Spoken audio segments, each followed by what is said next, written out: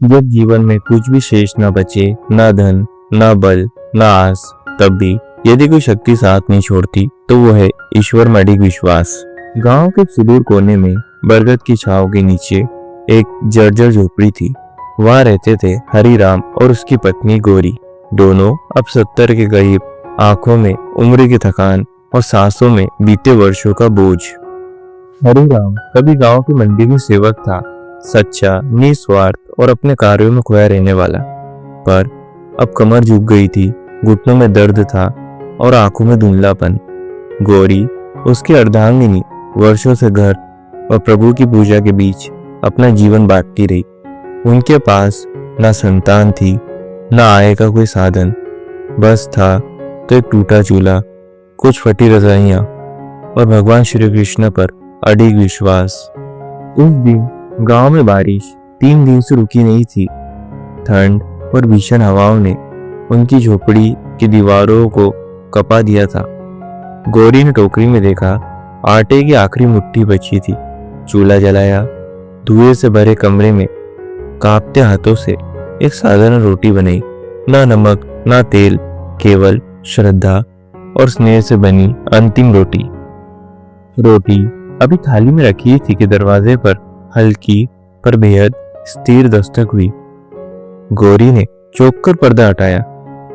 बारिश में भीगा पीला वस्त्र धारण किए एक साधु खड़ा था। चेहरा शांत पर आंखों में गहराई, मानो वो सब कुछ जानता हो।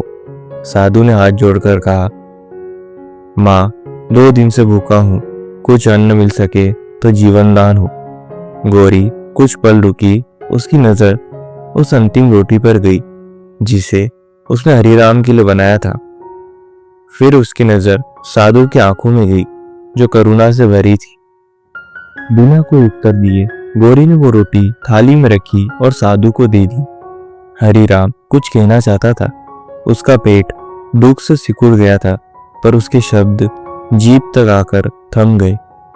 साधु ने रोटी ली, एक गहरी नजर गौरी पर डाली और बोले, जिसने अपने हिस्से का त्याग किया है उसके लिए प्रभु अपना हिस्सा सौंप देते हैं।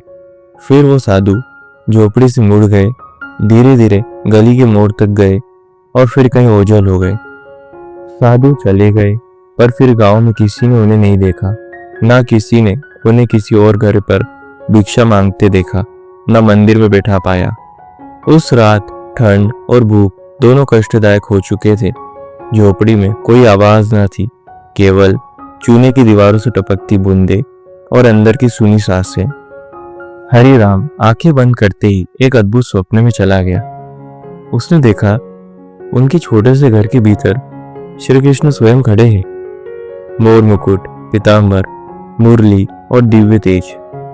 श्री कृष्ण मुस्कुराए और बोले, हरिराम, आज जो साधु आया वो कोई और नहीं, मैं ही था। तुम्हारे घर की रोटी भले शरीर के लिए ना पहुंची हो, पर आत्मा को तृप्त कर गई। वो कोई साधारण रोटी नहीं थी, वो त्याग था, श्रद्धा थी और निष्काम प्रेम का प्रमाण। हरिराम उनकी ओर बढ़ा, जैसे चरणों में गिर पड़े। तभी नींद टूट गई, पर जब वो जागा तो उसकी हथेली में एक छोटी सी चांदी की बंसी रखी थी, बिल्कुल वैसी जैसी उसने स्वप्न में श्री कृष्ण के हाथों में देखी थी। अगली सुबह सब बदला बदला था। पहले तो पड़ोसन मालती, जो वर्षों से उनसे बात तक नहीं करती थी, उनके पास आई और बोली, बाबा, कल रात मैंने सपना देखा। एक बालक कह रहा था, हरिराम और गौरी का ध्यान रखना। मैं समझ नहीं पाई, पर अब लगता है कन्हैया ने स्वयं मुझे भेजा है। ये कुछ दवाइयाँ और अनाज है, कृपया स्वीकार करें। उसके जाते ही गांव के मंदिर के महंत आ गए। हरिराम भैया, मंदिर की सेवा में फिर से आपकी जरूरत है। आपके जैसा ईमानदार, निस्वार्थ सेवक फिर नहीं मिला। क्या आप ये सेवा दोबारा संभाल लेंगे? हरिराम की आंखें भर आई। गौरी चुप थी, पर भीतर से जैसे कोई टूटे हुए दीपक में फिर से लो जला गया हो। 1 सप्ताह बाद मंदिर में एक बालक दिखा, 7-8 साल का, सुंदर आंखें, शांत हंसी और नाम बताया, कृष्णा। कृष्णा हर रोज मंदिर आता, फिर हरिराम और गौरी के घर तुलसी में जल चढ़ाता, भजन गाता और रोटी का टुकड़ा खाकर चला जाता। एक दिन गौरी ने हंसते हुए पूछा, कृष्णा, तुम्हें कौन लाया है? बालक मुस्कुराया और बोला, जिसके लिए तुमने रोटी छोड़ी थी उसी ने। गौरी चौंकी, लेकिन बालक ने आंखें झुका ली और चुपचाप चला गया। अगली सुबह कृष्णा कहीं नजर नहीं आया। वो चला गया था, पर किसी ने उसे जाते हुए नहीं देखा। गांव में किसी को ये नहीं पता चला कि वो बालक किसका था, कहां से आया और कहां गया।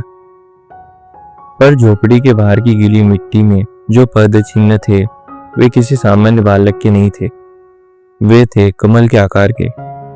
कहानी से सीख, जब मनुष्य अपने हिस्से का त्याग करता है, तब भगवान उसके लिए अपना सारा संसार समर्पित कर देते हैं। ये दुनिया भले ना देखे, पर भगवान हर भाव, हर रोटी, हर अश्रु को देख रहे होते हैं। और जब समय आता है तो वे कभी साधु बनकर आते हैं, कभी बालक बनकर, और कभी एक चांदी की बंसी छोड़ जाते हैं, जो हमें याद दिलाए कि भक्ति कभी व्यर्थ नहीं जाती।